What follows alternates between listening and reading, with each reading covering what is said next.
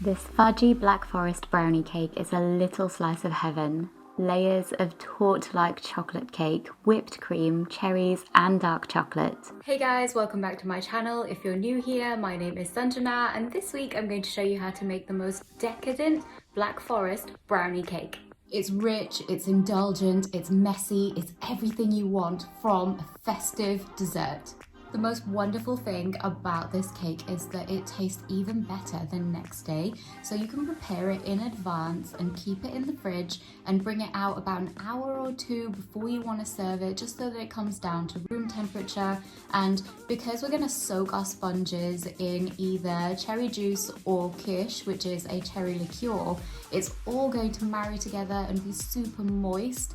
And yeah, I use the M word there. It's not a word I use often, but it's very appropriate for this cake, and it's just gonna be so delicious. And the longer you leave it in the fridge, like the more time those flavors have to like marry up and just become friends with one another. And I promise you, this is just gonna be a knockout dessert. So if you have friends and family coming over for dinner this Christmas, then you must make this. It's just simply wonderful. Let's make it. The first thing we need to do is create a rich chocolate base for our chocolate brownie cake. To do this, break some dark chocolate into a bowl and then cover with boiling water. Stir this gently until it's completely melted. This is one of my favourite parts about this recipe because the liquid chocolate reminds me of the chocolate river from Willy Wonka and the Chocolate Factory, my favourite childhood movie. Just don't fall into it like poor Augustus. After a couple of minutes, you'll have a smooth liquid chocolate mixture. Now set this aside to cool. For the rest of the batter, we'll start by mixing together all of our dry ingredients. I like to pass this through a sieve to make sure there are no lumps. The first thing we need is some self-raising cake flour, a good quality cocoa powder, corn flour, also known as cornstarch, a small amount of salt, and some light brown sugar. I love the light caramel flavour this gives our chocolate cake. It really adds another dimension. This brownie cake is so dense and fudgy. It lends itself so beautifully to the whipped cream and juicy cherries. Once you've sifted everything, we can get on with mixing together our wet ingredients.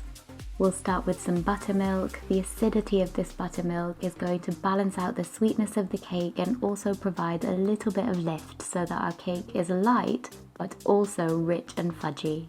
Also going in is some flavourless oil such as vegetable oil and some vanilla extract. If you don't want to use vanilla extract, you could also add a shot of strong espresso or a drop of almond extract. All of these flavours work beautifully well in this cake.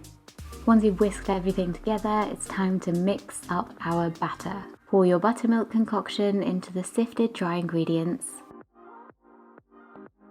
along with that intensely flavoured liquid chocolate. I wish you could smell just how chocolatey this is.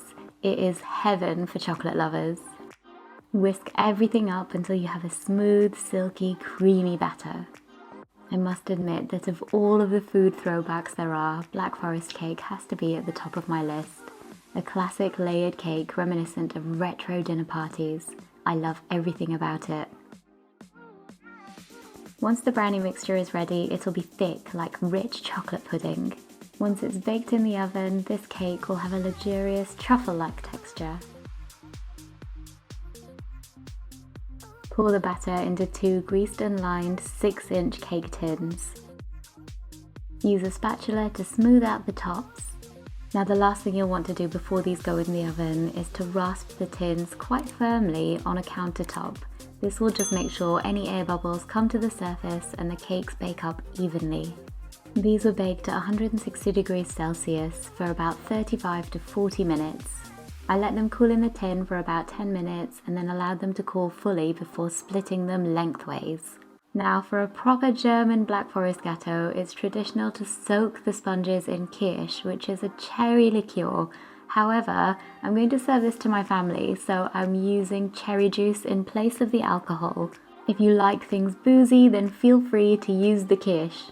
If you have time, you can cover these and leave them aside to soak for about an hour, but if you don't, then let's get on with the next step. It's the fun part. We're going to assemble the cake. Grab yourself a board and take your first sponge. I'm going to top this with some lightly whipped cream. I've sweetened it with just about a tablespoon of sugar, but you can also add some vanilla. Add some sour cherries and cherry preserve.